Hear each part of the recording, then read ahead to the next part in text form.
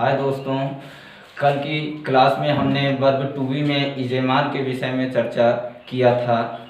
अब आज के टॉपिक में हम वर्ब टू बी में इजेमार के विषय में ही चर्चा करेंगे, लेकिन उसमें से छोटे सेंटेंस हमने पर डिस्कशन किया था। लेकिन आज जो चर्चाएं होंगी थोड़े लंबे सेंटेंसेज में होंगी और बड़े वाक्यों में होंगी, तो उसके लिए हमको कुछ यूज जानना पड़ेगा। तो आइए सीखते हैं क्या है वो यूज। जैसे कि हम बड़े वाक्यों को जब उठाते हैं तो हमारे वाक्यों में का शब्द, की शब्द और के शब्द होता है, और इसके लिए एक शब्द प्रीपोजिशन ऑफ लगाया जाता है, और एक शब्द आता है का, फिर आता है की, फिर के आता है। तो इन दोनों शब्द, एक शब्द जो होता है दो शब्दों को जोड़ने का काम करता है। जैसे यहाँ पर मेरा शब्द किससे जुड़ा हुआ है? पिताजी से, और यहाँ पर नाम है। और अब यहाँ पर इनके मध्य में क्या है? का शब्द। अब एक का शब्द क्या है? इन दो शब्दों को जोड़ता है, लेकिन इसकी अंग्रेजी बनाने की जो कला है वो थोड़ा अलग है। कभी हम प्रीपोजिशन ऑफ का यूज करके बनाते हैं, तो कभी एपॉस्ट्रोफी यस का प्रयोग करके बनाते हैं। लेकिन सवाल ये उठता है कि हम प्रीपोजिशन ऑफ का प्रयोग कब करेंगे और एपॉस्ट्रोफी एस का प्रयोग कब करेंगे। इसके लिए हम आपको एक उदाहरण दर्शाते हैं। जैसे यहाँ पर राम है और भाई है और इसके बीच में का है। यहाँ पर विद्यालय है और यहाँ पर नाम है, इसके बीच में का है। तो दोनों को बनाने की विधियां अलग होंगी। कहाँ एपॉस्ट्रोफी यस का यूज होगा और कहाँ पर प्रीपोजिशन ऑफ का यूज होगा।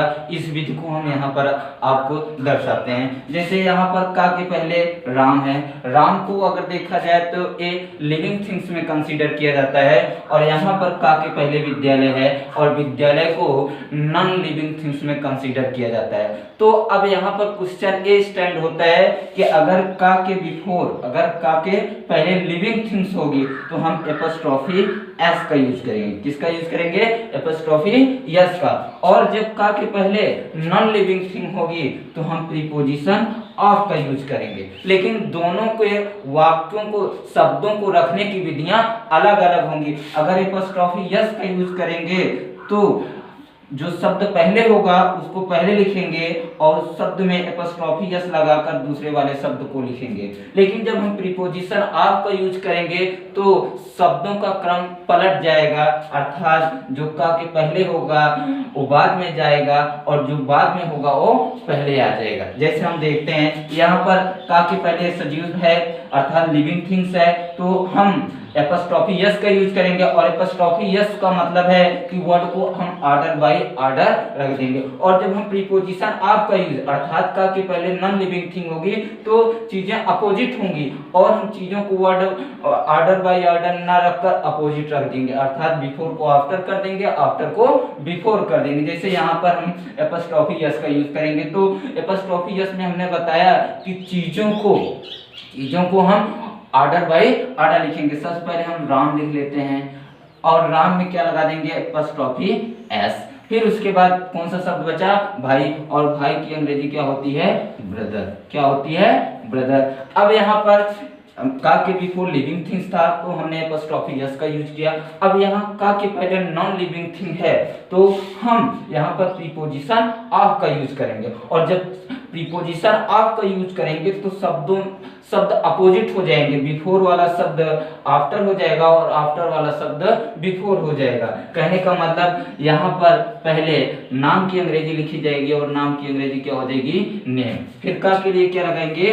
ऑफ। और विद्यालय की अंग्रेजी क्या हो जाएगी? स्कूल। तो चीजों को एक बार फिर से कंसीडर कर लिया जाए। दोस्तों, हमने बताया कि हम का, की और के शब्दों के लिए प्रीपोजिशन ऑफ का यूज करते हैं और एपॉस्ट्रोफी यस का यूज करते हैं। और दोनों का यूज जो है वो डिफर है। डिफर क्या है? का के बिफोर अगर लिविंग थिंग होगी तो हम एपॉस्ट्रोफी यस का यूज करेंगे, और एपॉस्ट्रोफी यस का यूज करेंगे तो शब्दों को क्रम से लिखेंगे। और जब हम का के बिफोर नॉन लिविंग थिंग होगी तो हम प्रीपोजिशन ऑफ का यूज करेंगे तो चीजों को शब्दों को अपोजिट कर देंगे, अर्थात बिफोर को आफ्टर, आफ्टर को बिफोर। यहाँ पर जैसा कि हमने एग्जाम्पल से स्पष्ट किया है।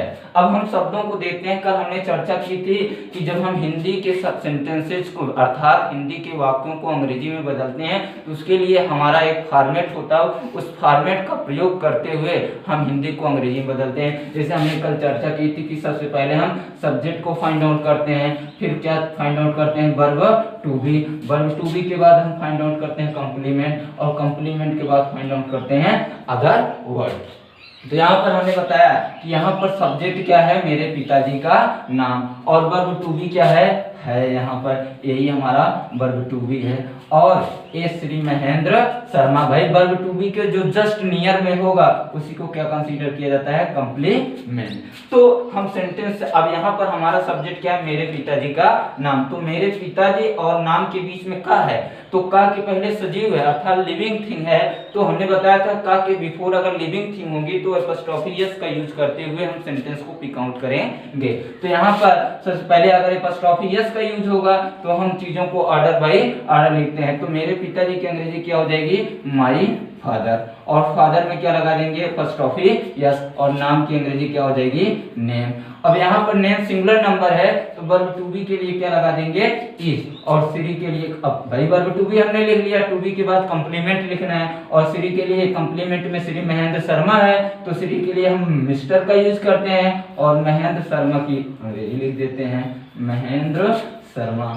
और यहाँ पर दोस्तों अदर वर्ड का प्रोसीजर, अदर वर्ड का पार्ट नहीं है, इसलिए हमें अदर वर्ड लिखना नहीं है। दूसरा एग्जांपल देते हैं, यहाँ पर जो हमारा सब्जेक्ट है इस स्कूल के अध्यापक, तो यहाँ पर इस शब्द स्कूल से जुड़ा हुआ है, लेकिन का और स्कूल का जो है स्कूल और अध्यापक को जोड़ रहा है, तो का शब्द के लिए, का के पहले नॉन लिविंग थिंग है तो का के लिए हम क्या लगाएंगे, प्रीपोजिशन ऑफ, और जब हम प्रीपोजिशन ऑफ का यूज करते हैं तो चीजें क्या होती हैं, शब्द क्या हो जाते हैं, अपोजिट, बिफोर वाला आफ्टर हो जाता है, आफ्टर वाला बिफोर हो जाता है। तो भाई सबसे पहले हम अध्यापक की अंग्रेजी लिख लेते हैं, अध्यापक की अंग्रेजी क्या होती है, टीचर।